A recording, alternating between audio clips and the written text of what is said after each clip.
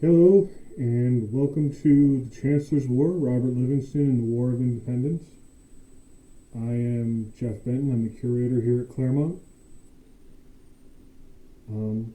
Without further ado, we will get started.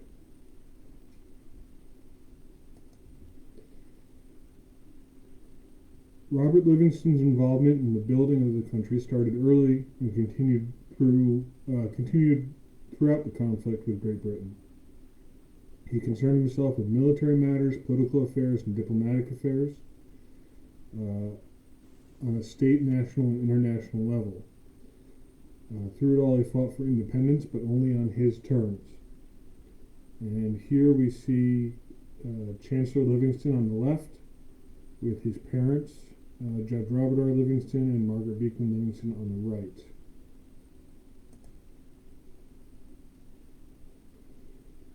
Livingston's first recorded foray into the resistance movement came during his commencement speech from King's College in 1765.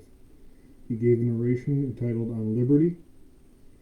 The New York Gazette said many in the audience pleased themselves with the hopes that the young orator may prove an able and zealous asserter and defender of the rights and liberties of his country, as well as an ornament to it. Now, while he was at King's College, Robert Livingston met many influential men who would become influential during the Revolution. These included his best friend for many years, John Jay, who was a year ahead of him, Gouverneur Morris, who was just behind him, and Egbert Benson, who is very well known in the Hudson Valley for his role in forming the New York State government. All of this came right before his father, Judge Robert R. Livingston, sat on the Stamp Act Congress to protest the slew of taxes passed by the British government on the colonies. Livingston was heard to say that enforcing the taxes would lead to war. He protested against them strongly, including writing one of the tracts that was sent to Britain in protest, but fought hard to keep these protests from becoming a general mob uprising. In fact, when sailors and young men of New York City threatened to riot in protest of taxation, Livingston was seen moving about the city, discouraging violence and encouraging the men to return to their homes and ships. This is the attitude that he instilled in his son. Both Livingstons came down firmly on the side of the Patriots, but were unwilling to see the social order of the day upset. British rule threatened their property. They fought to see that the rebellion would not.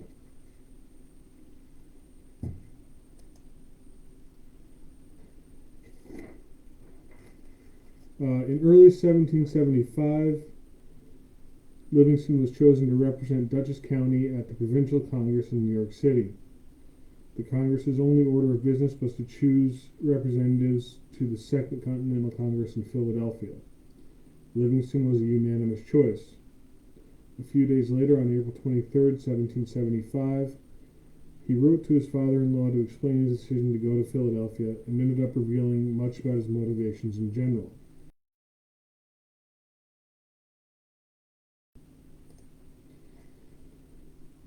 He wrote, "Some more cautious persons will advise me to decline, but I am resolved to stand or fall in my country. My property is here. I cannot remove it, and I will not hold it at the will of others." Livingston's resolve seems all the more meaningful when the fact that the news of Lexington and Concord arrived in New York City on April 23rd, the same day he wrote that letter. When Livingston arrived in Philadelphia, he, like most representatives, still hoped for reconciliation with Great Britain. His first major assignment for Congress was chosen along with Richard Henry Lee and Edmund Pendleton to draft an address to the people of Great Britain that would explain the complaints of the colonists and how they would like to see them addressed peacefully. The address was to be part of a set of publications that would go to all parts of the British Empire, like a present-day public relations campaign. The most famous of these was the address to King George III, which went down in history as the Olive Branch Petition. The address to the people of Great Britain was long attributed to Richard Henry Lee, who had a reputation for producing such inflammatory works. However, the discovery of the original draft at the Morris Jamel Mansion in New York City in 2013 changed all this. The draft was in Robert Livingston's handwriting. Here we see a sample of it. The letter is rather fiery for Livingston, who is normally considered one of the more moderate members of Congress. After listing grievances, including the infringement of the rights of legislation, which he says renders our property precarious, again, thinking about his property, he goes on to try and prove that what they're doing is only right and that Parliament has backed them into a corner. He says, our enemies charge us with sedition. In what does it consist? In our refusal to submit to unwarrantable acts of injustice and cruelty? He also vaguely threatens that should Parliament continue on their course, then more violence would come.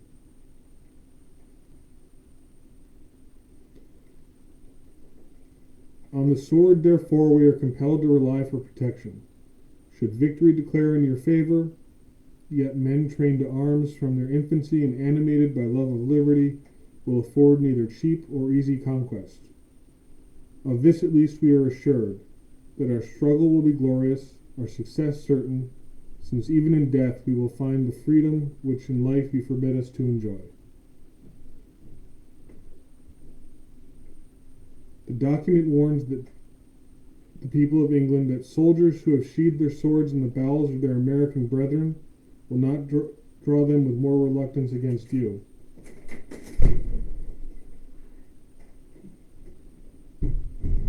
And yet the whole document is tinged with the idea that should the king or people intervene on their behalf with Parliament, the people of the colonies would welcome a happy and permanent reconciliation. Like the Olive Branch petition, the address received little attention in Great Britain.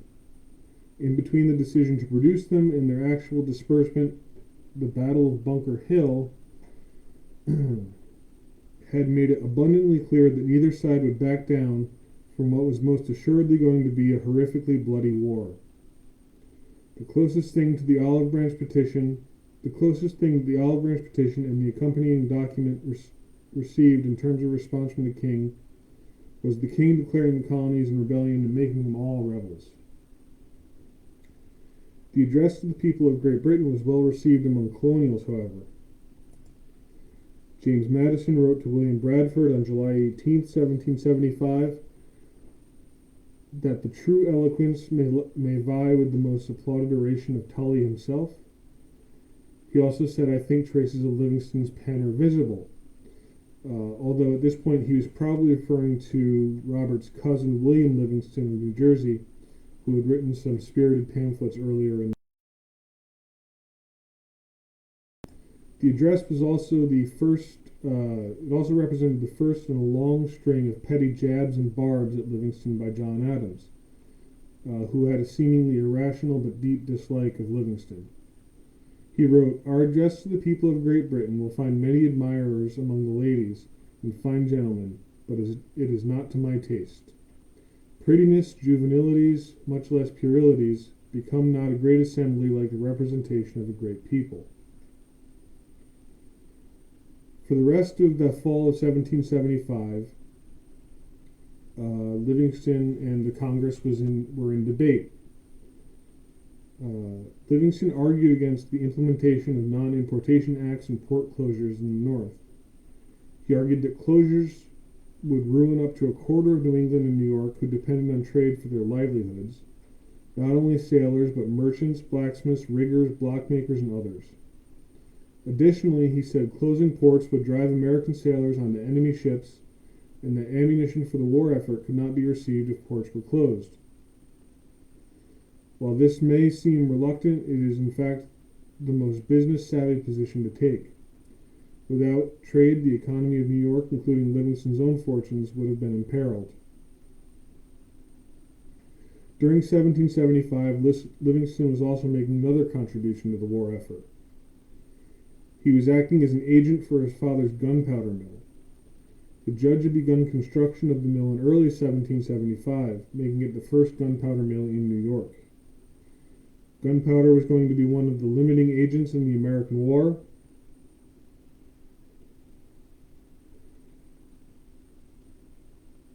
The war effort, as most of the powder in the colony was imported at the time. For the judge, saltpeter was the only ingredient of gunpowder not easily accessible on his land. Livingston was tasked with securing at least parts of shipments of saltpeter that arrived in Philadelphia and sending them to his father to be turned into gunpowder. The Livingston powder mill went into production in June of 1775 and continued into December of that year when it blew up. Livingston's brother John took over the rebuilding of the mill and running it the following year. Livingston stayed in Congress until November of 1775, when he joined the committee to the northward, consisting of him, Robert Treat Paine, and John Langdon. They were tasked with trying to reach the Patriot Army in Canada to assess their condition. Philip Schuyler was the intended commander of the army in the north, but health problems forced him to turn command of the expedition over to General Richard Montgomery. This was probably a good inducement for Livingston to set out on what was at best a dangerous mission. Montgomery was married to Livingston's sister Janet, and the two men had a relationship closer to brothers than brother-in-law before the war. The committee set out, first stopping in the Hudson Highlands, where they took notes and made suggestions toward their defense. They were able to travel to Albany fairly easily, but north of Albany the trip was nearly disastrous. Writing to Jay from Fort George, he said, "After we got over the mountains, within reach of the woods that close from the lake, it was like leaping from October to December. As the temperatures dropped, the committee were woefully unprepared. They laugh at us here for having brought but one blanket with us, but we hope to make up in fire. Between Fort George and Fort Ticonderoga, they slept on makeshift beds they piled out of branches they could drag out of the woods or cut from trees." After consulting with Schuyler at Fort Ticonderoga, they decided not to continue north. Livingston wrote to Montgomery, "I believe we shall leave you to manage what you have so prosperously begun." On the return trip, Livingston chose to rest in Albany. This was a decision he would later regret. His father, the judge, barely 6 months after the death of his paternal grandfather, Robert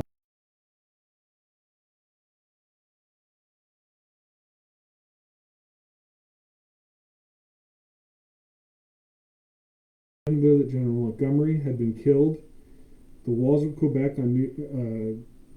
attacking the walls of Quebec on New Year's Eve. A short time later, Colonel Henry Beekman, Livingston's maternal grandfather, also passed away. Livingston slipped into illness and depression. He was hardly able to leave his bed at times. Friends and family began to worry. His efforts were needed by the country. Jay wrote to him, "But remember, my friend, that your country bleeds and calls for your exertions." And yet he could not pull himself away. He wrote to John Jay in February, "I am not so much in love with life as to be very uneasy on my own account, but I think myself necessary to my family, and I should be very sorry to add to the affliction in those who have already felt as much as their constitution will bear." In the same letter, he wrote, "It is infinitely better to die in the full career of glory when our reputation is at its height, to be followed to the grave by the sorrow of the wise and good, than to outlive our enjoyments and be forgotten before we die." Adding to Livingston's emotional turmoil was the fact that his entire life had just changed. When he had left for Philadelphia, Livingston was the grandson of great landowners. In slightly more than 6 months, Livingston found himself the owner of or with an interest in almost 1 million acres of land. He became the landlord to thousands of people virtually overnight.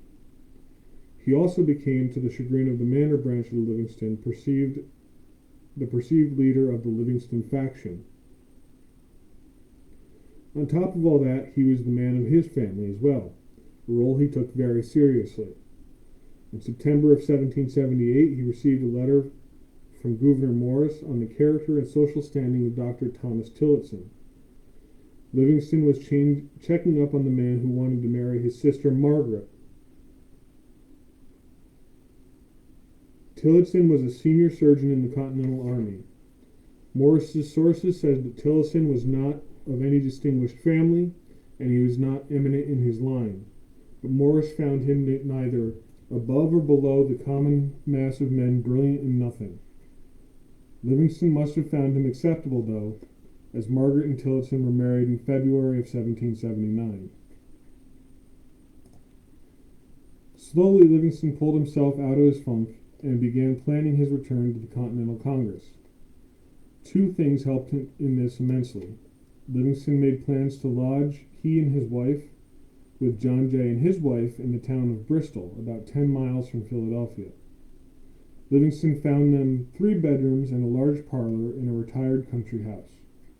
The house on the banks of the Delaware would provide plentiful provisions for our horses, good fishing before the door, a tavern about a quarter mile from us to lodge our friends, and in short, everything that we can wish to render our situation agreeable. While this situation never came to fruition because John Jay's wife's health, it gave Livingston hope while he planned. The other thing that got Livingston moving was news trickling across the ocean from England that the British intended to re-invade the colonies. Since they had been forced out of Massachusetts on March 17th of 1776, there had been no redcoat soldiers in what would become the United States. Most people anticipated the next strike would come at New York. On May 21st, 1776, Livingston wrote to Jay from Philadelphia that they had received word via the Rifleman, a small ship, that they would soon have 34,000 commissioners, as he called them, arriving. He was of course talking about the British Army soon to land on Long Island. The 34,000 commissioners were soldiers making up the largest seaborne invasion in history to that point. He went on to tell Jay to encourage the New York Congress to plan for the defense of the Hudson, mount 12-pound cannons, and build gunboats. Even then, a strike on the Hudson seemed like the most sound military strategy, and of course a strike up the Hudson would imperil Livingston's own land holdings. In Congress, Livingston tried to slow the rush toward independence, at one point even suggesting a popular vote be held in the colonies. It's possible he was strictly following his orders from New York, which do not authorize him to vote for independence. However, it is equally likely that he feared a popular uprising should they declare independence and was hesitant to endanger his land and his family. When the push became enough, though, Livingston decided on the propriety of swimming with the stream, which it is possible to stem, and he would concede to the torrent in order to direct its course. In June of 1776, he was chosen to the single most important committee that the Continental Congress ever chose. The Committee of Five to draft the Declaration of Independence consisted of Robert Livingston, Roger Sherman, Benjamin Franklin, Thomas Jefferson, and John Adams. What specific contributions Livingston made to the Declaration have not been recorded. Thomas Jefferson was definitely chosen by the committee to draft the Declaration. He then took the document to Adams and Franklin, who made changes before taking it to the full committee for more revisions. Then it was finally submitted to the full Congress and underwent more revisions before being published as the document we know.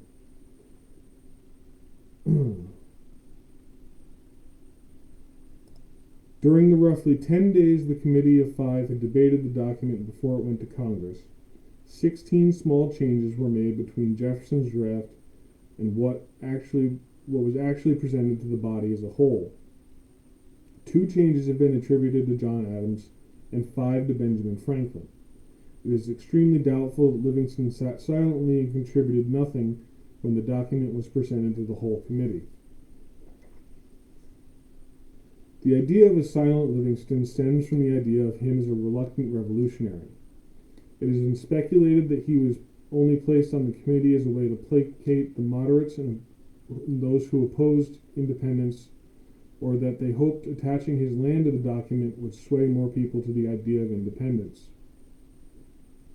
This idea is further supported by John Adams, who in writing just a few years later forgot conveniently that Livingston was even on the committee. He referred to a Mr. R as the fifth member of the committee, but Adams' memory at this time was often self-serving, and when added to his own dislike for Livingston makes him a doubtful source at best. However, Livingston had experience writing this type of document. The Declaration is very similar to the address to the inhabitants of Great Britain that Livingston had written the year before. Both documents are, for lack of a better term, press releases for the cause. Oddly enough, Livingston did not sign the Declaration of Independence. He left Philadelphia on or around July 6th, long before it was signed by the whole Congress on August 2nd. It is a mystery why he did not sign it later in the war, as several of the signers did, although he most likely felt that his contributions spoke for themselves, and signing the Declaration would not change things one way or the other. He left Philadelphia seeking instruction from New York. The state government was in chaos, and had not issued new orders to their representatives in Philadelphia that would allow them to vote for independence.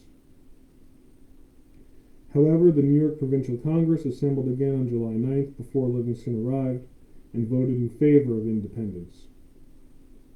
Livingston threw himself into the defense of his colony rather than to return to Philadelphia. He and Jay were named among others to a secret committee to plan defenses for the Hudson River.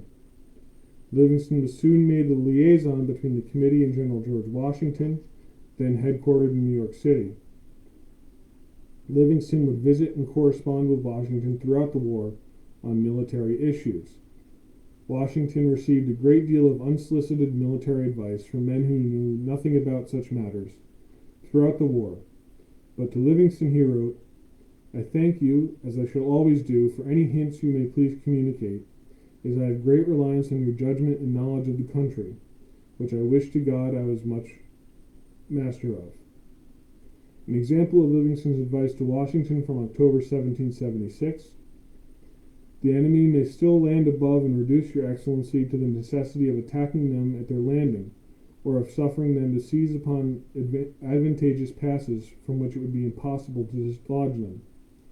He also recommended abandoning Fort Washington and moving its arms and stores to other more advantageous posts before the British captured the post and took the supplies for themselves. The secret committee's first goal was to secure more cannon for the Highland forts. They sent Jay to Connecticut, where he was able to secure several guns, but not the wheels or trucks that would be necessary to mount them in garrison carriages at the fort. Fortunately, Livingston knew a guy. His cousin Robert Livingston, third Lord of the Manor, ran the iron works at Ankara. They were able to produce the necessary trucks so the cannon could be mounted and used.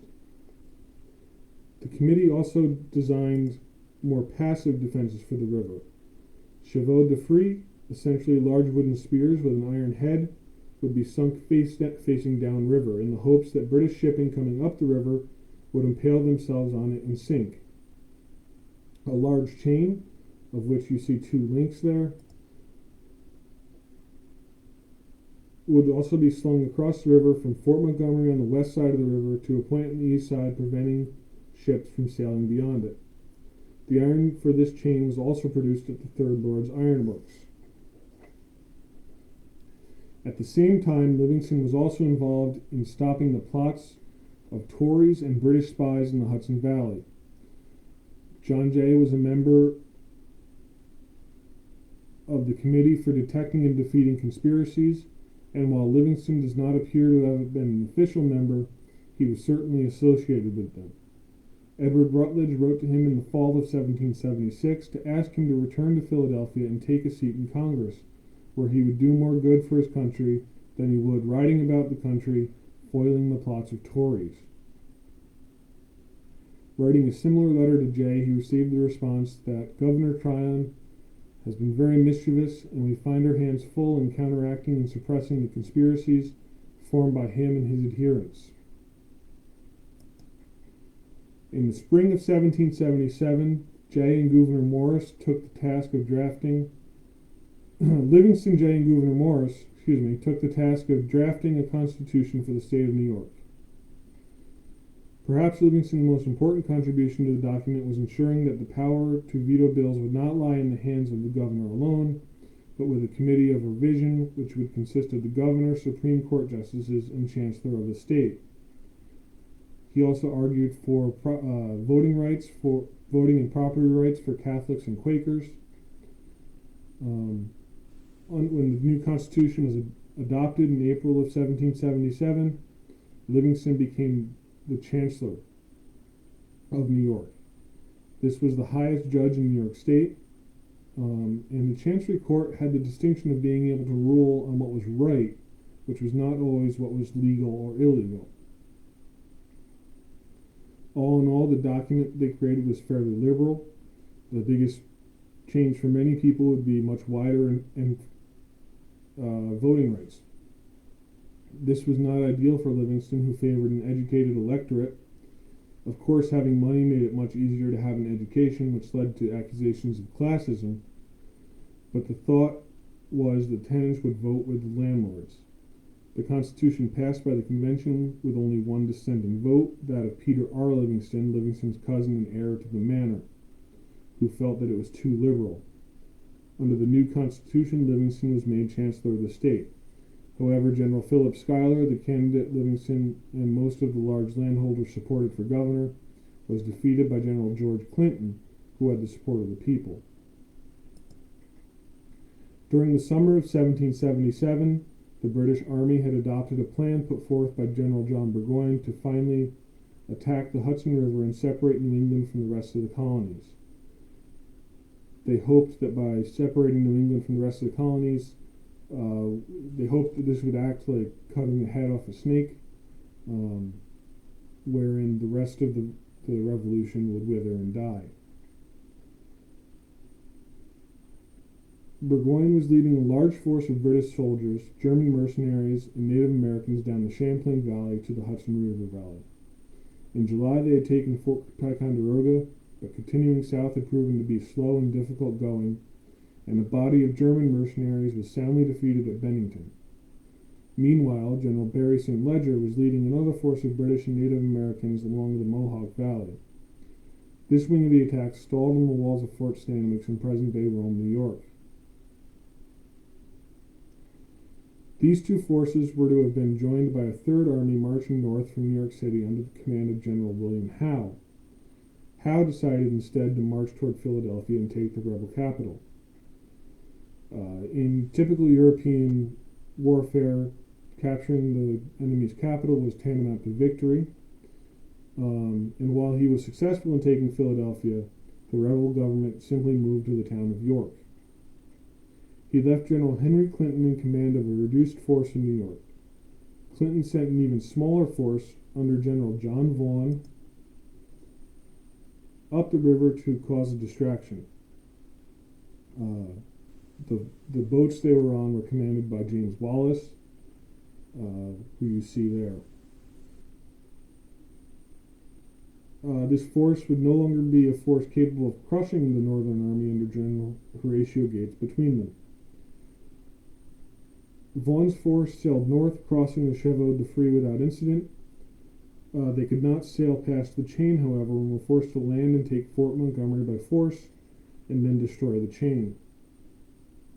The force then continued north where they burned Kingston, at that point serving as the capital of New York. A small force was then detached to continue even further north, some of them being brought across the river to march north, landing in the Rhinebeck area while the rest stayed on ships sailing north. Their mission was to punish notable rebels. While not specifically named, this could only have meant Livingston. The land force marched north, burning and pillaging until they arrived at Claremont on October 18th, 1777, where they were joined by the riverborne force. They burned all of the Livingston houses and outbuildings they could find. That included Claremont, the Chancellor's House Belvedere, and 24 outbuildings. They occupied the land for 5 days until word of Burgoyne's defeat and subsequent surrender at Saratoga reached them. Livingston had been trapped on the east side of the river by the British approach and was unable to join the rest of the New York government in their flight from the British. His family, including his mother, wife, sisters, and his youngest brother Edward, fled to Salisbury, Connecticut, where they stayed in a home owned by Robert Livingston, the third Lord of Livingston Manor. Robert Livingston himself joined the militia. General Israel Putnam brought a force of militia and Continentals who had been stationed in Connecticut and lined the river for several miles, which looked impressive, but left him too strung out to attack the British. While there was no heavy fighting at Claremont, it should be noted that Vaughan did report having one soldier shot at Livingston Manor. Livingston was devastated by the loss of his home, but rose to the occasion. When it was suggested that loyalists in the area be hunted down and punished, he said that would only create more loyalists. He also gave 5,000 acres of land from his holdings on the west bank of the river to the people of Kingston to help in their rebuilding efforts.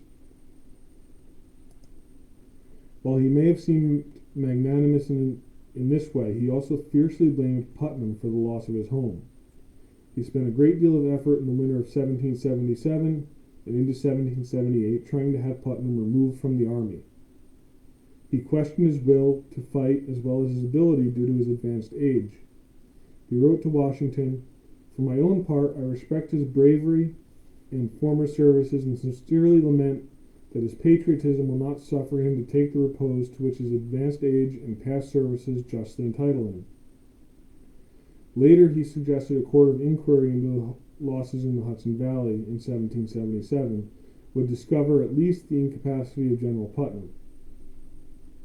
He went on to say, "Not having shaken off with the old government the prejudices we imbibed under it, we continue to command peace officers and dowager generals who bring the army into contempt and render the most promising schemes abortive." During this time, Livingston also sought advancement for his brother Henry Beekman Livingston, not only for the personal benefit to his brother, but because he truly felt that his brother was one of the better officers the army had, which on the battlefield may have in fact been true. Having volunteered in 1775, Henry had taken part in the invasion of Canada, where he earned a sword awarded by Congress for his gallantry. In 1776, he was lieutenant colonel of the 2nd New York Regiment and was commanding less than half the regiment and digging a defensive post on the east end of Long Island. When the British landed to the west of him, rather than panic, he operated behind enemy lines for several days, capturing sheep, cows, and other supplies and shipping them to Connecticut. He was so good at this that the British put a price on his head. In 1777, while colonel of the 4th New York Regiment, he had been the first man into the Hessian lines behind General Benedict Arnold in what proved to be the decisive move at the Second Battle of Saratoga. He later claimed he would have been the first man in, but Arnold was on horseback. After surviving the winter at Valley Forge, Henry fought bravely at the Battle of Monmouth, where the American line was disintegrating because of bad leadership of Charles Lee. Henry's regiment and a Massachusetts regiment held the line against the British Army, while Washington reformed the rest of the army. 1/3 of his regiment, including Henry, was killed or wounded. Henry took a musket ball through the thigh. Despite his skill on the battlefield and the support of his brother, Henry never advanced past the rank of colonel. He had a terrible attitude, was quarrelsome, and often refused to take orders from officers he considered to be of a lower social rank. 1778 also saw Livingston become increasingly disillusioned with New York state government. He once said they were hourly perverting the Constitution. He saw the new laws the government was passing as hurting or stopping business within the state. In addition, taxation became as oppressive as anything the British had attempted. Even on the Council of Revision, he saw trouble. When they vetoed several bad laws, only to have the vetoes overturned by the legislature, he began to pull back and stop attending, much to the disappointment of other members of the government, including John Jay. The taxes imposed on Livingston seemed to be one of many perversions he saw. The state seemed to view the wealthy as an endless source of funds. In 1780, Livingston's tax bill was £30,000, but his war-depleted income was only about £6,000. He appealed to the Governor George Clinton for relief and even tried sending his bill to the state treasury for payment. I have drawn upon the treasury for the amount of my taxes, having no other possible way of discharging them while here, and as the state is greatly in my debt, I hope they will answer my bills. Finally, he was forced to sell off his horses to pay the bills, which is one of the many reasons that men like Livingston had joined the revolution to begin with, oppressive taxation that led to the sale of property. In 1779, Livingston also faced the Confiscation Act. The act allowed the property of Tories to be taken without due process. The bill specifically named many loyalists whose land would be forfeit if it passed. Livingston wrote, "Never was there a greater compound of folly, avarice, and injustice than our new confiscation bill, to which Benson's uncompromising genius not a little contributed." That would be Egbert Benson, his former classmate at college. Benson being now living at Red Hook. It also allowed patriots to accuse Tory neighbors and have their land confiscated.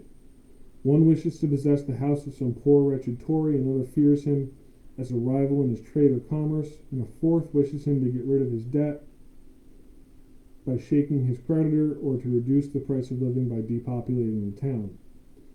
The chances for abuse were rampant, but the bill was passed over his objections. Later in 1779, Livingston accepted a reappointment to the Continental Congress, perhaps simply to get away from the state government. During this time, he became an advocate for bigger government, or at least allowing the Congress to take more power, particularly over taxation. To Washington, he said, "I have been long laboring to bring Congress to assume the power which will enable them to call forth the resources of the states, but unhappily without effect." He felt centralization of resources was the only way to win the war. He began to resent the fact that the seat of war, meaning New York, seemed to be absorbing all the cost of the fighting. The following year, he provided Washington with what was perhaps the only truly terrible advice he gave him during the war. He wrote to Washington, "I should beg leave to submit it to your excellency whether this post," meaning West Point, "might not be most safely confided to General Arnold, whose courage is undoubted, who is the favorite of our militia, and who will agree perfectly with our governor." Livingston viewed West Point as the only thing between the British and his land. He wanted the best possible commander he could get there. He also was influenced a bit by Benedict Arnold's wife, Peggy, who began a flirtatious relationship with him in Philadelphia. Of course, Arnold's command of West Point did not end quite as Livingston wished, with him trying to give it to the British. In 1781, Livingston was chosen as the first Secretary for Foreign Affairs for the United States under the Articles of Confederation. The duties of the office were never fully defined, but his time as Secretary consisted chiefly of receiving updates and reports from American agents in foreign countries and relaying them to Congress, as well as disseminating the wishes of Congress and news of the war to foreign agents. Shortly after taking office, Livingston was able to send word to his agents of General Charles Cornwallis's surrender at Yorktown. This ultimately led to peace negotiations between the states and Great Britain. During his time as Secretary, Adams' dislike of Livingston was a major headache. At one point, Adams, who was representing the United States in the Netherlands, refused to write to Livingston for nearly 6 months. When compounded with the time it took messages to cross the Atlantic, this left Livingston blind except for second-hand accounts to the going on in one of the most lucrative alliances the young country had for the better part of a year. He wrote to Adams in 1782, "It is with equal surprise and concern that I find not the least attention paid to the several letters I have written you since I have had the honor to be in office. I attributed this to their not having reached you, till I saw an extract of a letter which I had written to Mr. Dumas, and which went by the very same conveyance with one to you published in the Courrier de l'Europe, from which circumstance I conclude it must have been received.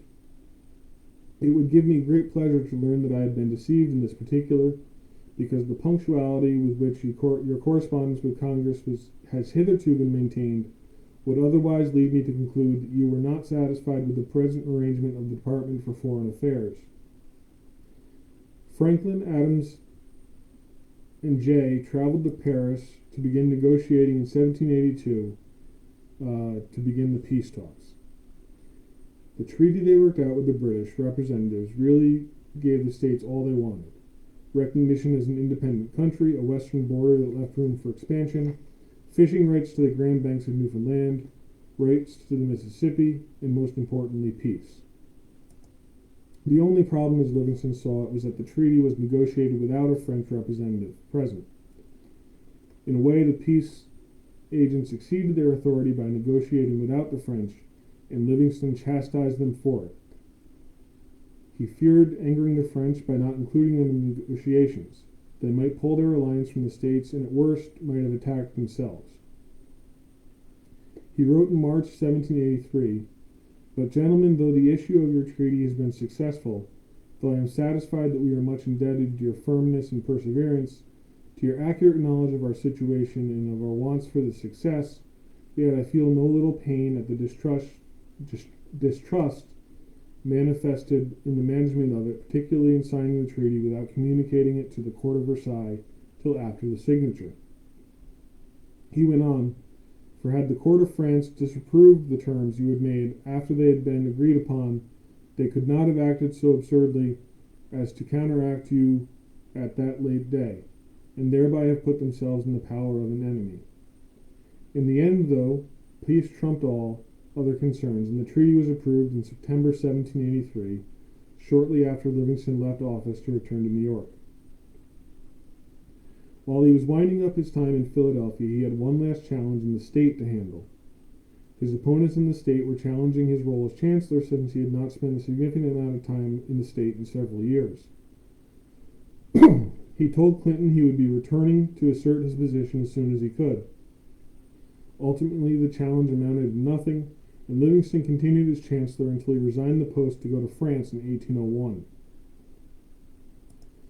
A few years after the war ended, Livingston was given a distinct honor by the veterans of the Continental Army. The Society of Cincinnati was formed in Newburgh at the end of the Revolution by officers of the Army.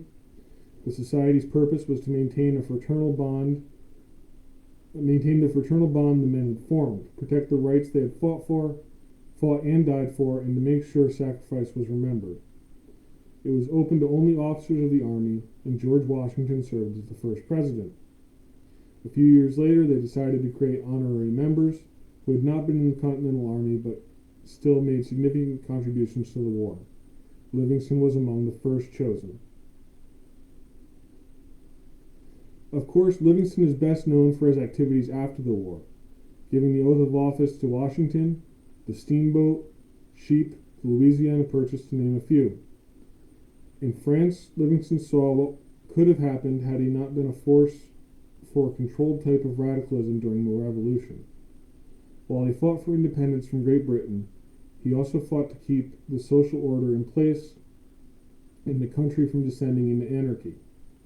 He wrote to an associate, "The people of France may be, and I believe are, happy, but they will never be free." To close, a quote from Gouverneur Morris, which seems to describe how Livingston lived. "You cannot be mediocre, and by heaven, if you do not fill the first rank brilliant, comme l'estra du jour," meaning the first rank of shining stars of the day, "you deserve tenfold shame, and may expect it as the proper reward for your ingloriousness." That is all I have Now, if I can, I will get back to this screen and see if there are any questions.